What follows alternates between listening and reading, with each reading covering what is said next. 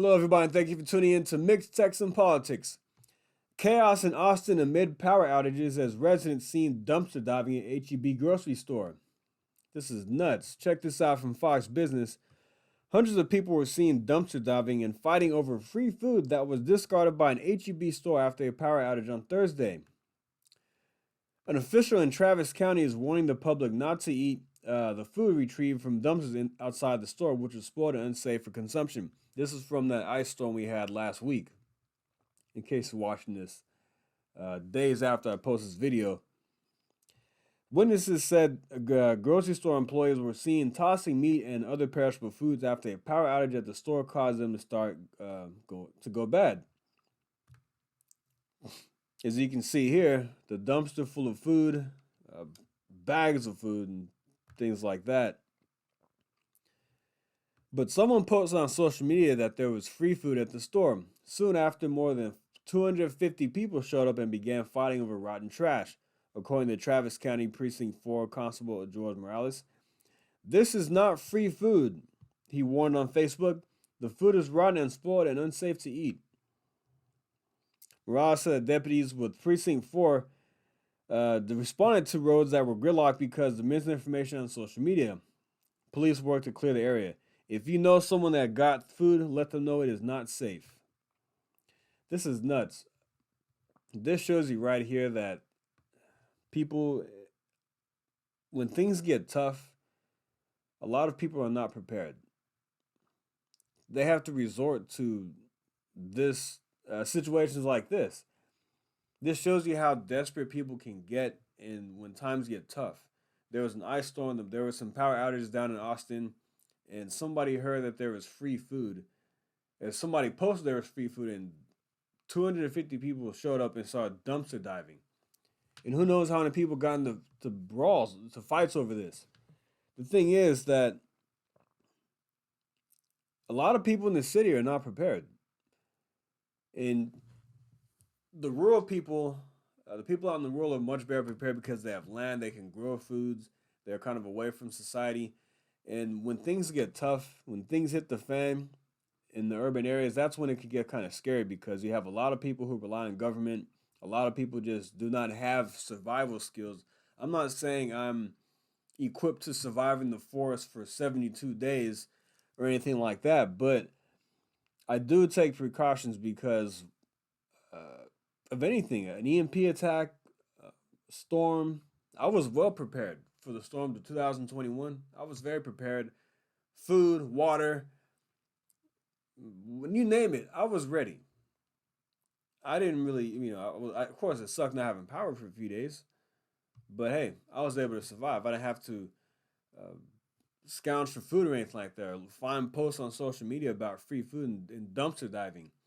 Well, it's because wouldn't you think that it's okay, the power's out, this grocery store is throwing food in the dumpsters, it should dawn on you that, okay, maybe this stuff has gone bad, but a lot of people don't even think about that. They just see free food and they go crazy. And I saw something that caught my attention the other day.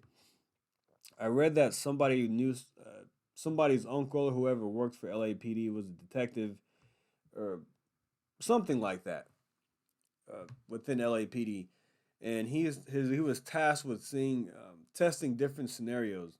And what he came up is with that people that miss 7 meals, they'll go about 7 meals without eating before they take to the streets. And that's a scary thing because 7 meals, let's say you have, it's supposed to be 3 meals a day. That's what what we've gone by for a long time. So you miss 2 days worth of meals and then that next morning. And then that's when people start going crazy. And I tried to look into that, and this is what I came up with right here from somebody else. 9 meals from anarchy. In 1906, Alfred Henry Lewis stated there are only 9 meals between mankind and anarchy. Since then, his observation has been echoed by people as disparate as a Robert. I can't pronounce his name. Sorry. The key here is that unlike all other commodities, food is one essential that cannot be postponed. If there were a shortage of, say, shoes, we could make do for months or even years.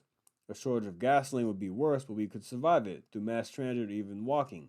Absolutely right. We've been without gas before, but you cannot go without food. Food is different. If there were an interruption in the food supply, fear would immediately set in. Would set in immediately, and the resumption of food supply were uncertain. The fear would become pronounced. After only 9 missed meals, it's unlikely that we'd panic and be prepared to commit a crime to acquire food. If we see our neighbor with a loaf of bread and we own a gun, we might say, "Well, I'm sorry, you're a good neighbor and we've been friends for years, but my children haven't eaten today.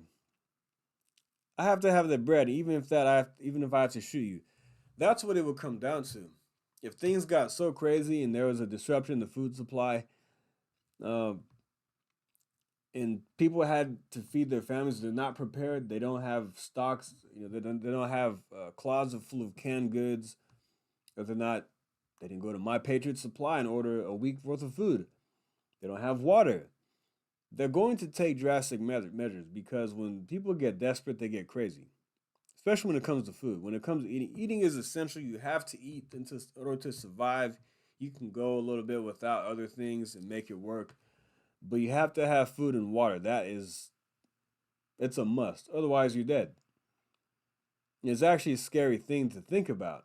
Luckily, the bright side of this is that there are 38,000 food processing plants in America, and we have a great food supply here. Great, large amount of resources, and so while things could get tight at times, prices will go up. But I don't ever think Americans are going to starve as far as a complete shutdown of the food supply. I mean, 38,000 food processing plants, and you can go to any grocery store right now in my area, and you see the shelves are always stocked. Um, so yeah, that's my take on that.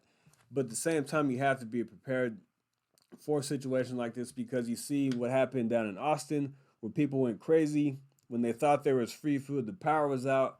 Somebody said there's free food at a dumpster, and 250 people rushed to the grocery store and started dumpster diving. I wouldn't do it.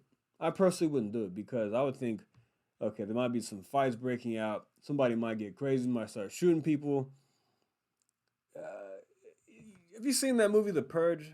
I mean, that's why I think it would get like in cities like Austin, Los Angeles, New York City, Baltimore, places like that. I think it would get pretty crazy if there was a some kind of anarchy situation that went on, as we saw with the 2020 riots. But when it comes to food and people getting desperate, they'll do anything they have to survive if they're not prepared and they don't think rationally.